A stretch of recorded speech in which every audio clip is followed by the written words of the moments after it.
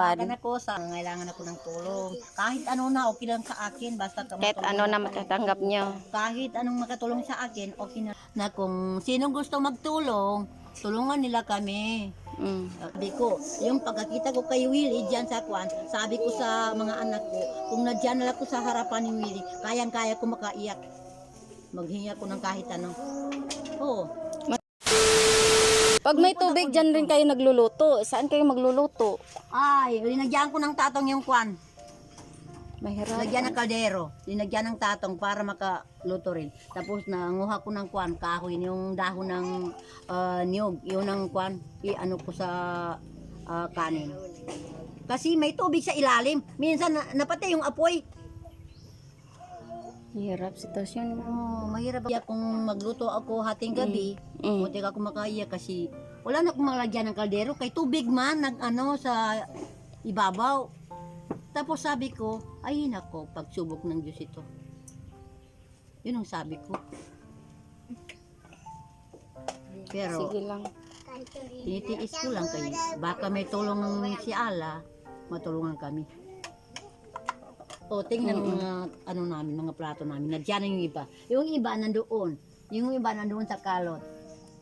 Ayun nga. Oh, yun ang Nakakalat pa lalagyan yung namin ng gamit tubig, nila. yan, oh. Isa Kasi lang. maliit nga Kayong- bahay nila. Halos, yung galon halos namin, yung paa nyo dito na. Lumampas dito na. Lampas na yung kasi hindi na kami mag-ano kayo dito ang ulo ko tapos tingnan mo naglampas yung paa ko tapos yung tubig dito nag-ano na pati yung kuha namin yung kulambo namin dito nag-ano na yung paa ko babayaan na ako Kumbaga libre yung isda na dyan. Magalik-halik dyan sa paa mo. ano ba yung isda magkain niya sa ako pabayaan ko na basta makatulog lang ako buti pa kung isda hindi ahas Buti pa isda no, nakahalik sa paa ni sa uncle. Wala. wala hindi na makahalik Nako. yan hindi na Wala na. wala na. Isus. Ay, paano? Dito mga Mahirap. apo ko dito. Paano kami magkatabi? Hindi na kami magkatabi hanggang ngayon. Matagal na. Kasi mga mata na. Bakit nadagdagan pa niya no? Oo. Yan ang punso ko. Gwapo. 9 years O kung hindi mo dinagdagan, hindi ka makakita ng anak na gwapo. Kasi kwan, gwapo, Diba? gwapo yung kwan ang magulang. Tingnan mo. Ang ganda ko. Oo. Diba? Kahit kung ang ganda ni auntie. Oo. Na, saan ka dyan?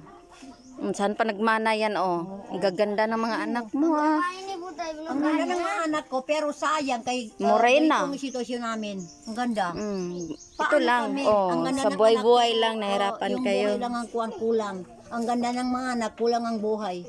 Kulang ang hanap buhay. Kompleto buhay mo kasi andyan yung mga anak Oo, mo. kumpleto pero Pero sa konti lang pang-araw-araw ang lang buhay. problema. Wala kaming magawa. Ayan, kung sino ba gusto dyan na mag-asawa ng Pilipino, mga Amerikano dyan, merong morena dito. Paaralin ko pa yan, patapusin ka mag-aral. Second year college. Sal Foundation. Basta maitawid lang yung pag-aaral nila. Oo, itawid ko na pag-aaral. Marami ka, binibigyan na talaga yung mga anak ko. Kung magbukas ng mga plato.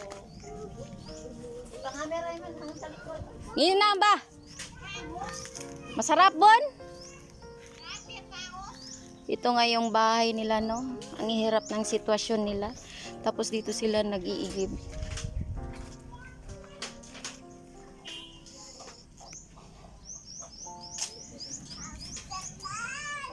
Kalot. Magkano yan? Ha? Kaong katabi, katong gurami gani nga po. Ha? Sabi namin, i-picture mo. Ang? Ang mga sabi namin damit. Ayaan mo yan, te. Ang importante sa buhay, Ang importante ito bahay. maganda ugali mo. Di bali na yung ano-ano dyan. Tanggap ako, okay lang sa akin. Kung wala, okay rin. Kay pagsubok ng Diyos yun. Yun nga. Pero lahat ng nangyari sa amin, tinatanggap ko. Kasi nagtanim kami ng mais, pero pa rin kada abutan ng baha. Magtanim kami ng palay. Lahat ng mga gulay ko naabutan ng baha. Yun nga, ang sitwasyon dito, pagtaas yung tubig, pag may tanim ka, namamatay. Marami akong tanim Bankrupt, doon. pati ang, kapital, nawawala. Kapital ko dyan, 3,000 plus ang kapital ko. Tapos wala na yun. Yung palay, nagbili ako ng isang sakong palay, tapos failure yun. Tapos yung mga tanim ko, binili ko yun. Ang bawat isang supot, 90. Yung talong 90. Yung ampalaya, parehas 90. Kamatis. Marami kong tanim doon. Tapos nagbunga, hindi pa na-harvest. Nabutan ng baha. Wala na. Hindi na ko yung nakabenta. Kaya wala yung bunga malaki. Failure na. Ang nanggastos ko doon, mga 2,000 plus. Pati yung gulay, palay, mais, wala na. Failure. Tapos hindi ko na nabayaran lahat ng mga utang. Utang ko yun. Yung kapital ko, iutang. Tapos sa ngayon, siningil ng kwan inutangan ko. Ay, babo, saan yung utang mo? Sabi ko, ay, failure man ako. Wala akong nakuha. Paano? Kailangan namin ng kwan, pera namin. Tapos, makapagin ko kayo. Ayun talaga. Wala na akong magawa. Kaya hindi ako makapangutang. 5-6, hindi ako mangutang kayo. Mahirap. Magpayad. Dito lang ako nangutang sa mga kapatid ko. Tapos wala din silang kwan. Budget. Yun ang sabi ko. Yung pagkakita ko kay Willie dyan sa kwan, sabi ko sa mga anak ko, kung nadyan na ako sa harapan ni Willie, kayang-kaya ko makaiyak. Maghingi ako ng kahit ano. Oo.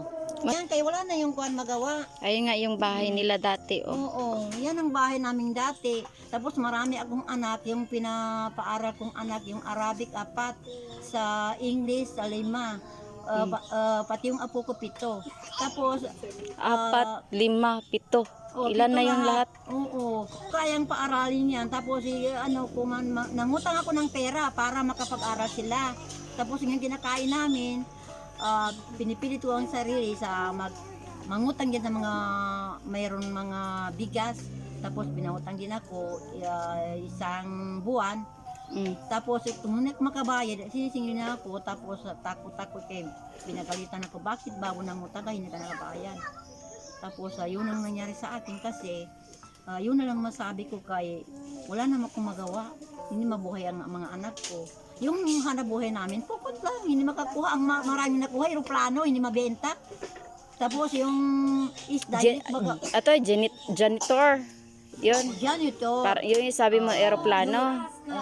Kahapon na dyan ako sa karsada. Sabi ko, kung walang supply na makarating, paano na kami? Ang bahay namin, walang atip. Yung iba nang nalagyan ng atip. Nahirapan ako. Kaya nga, sabi ko sa mga anak ko, kung nadyan ako sa harapan ni Willie, kaya ko mag-iyak din sa harapan niya. Maghinang pera. Para Maghingi ng tulong. Ng bahay. Tiha, balik na ako dito ha. Oo.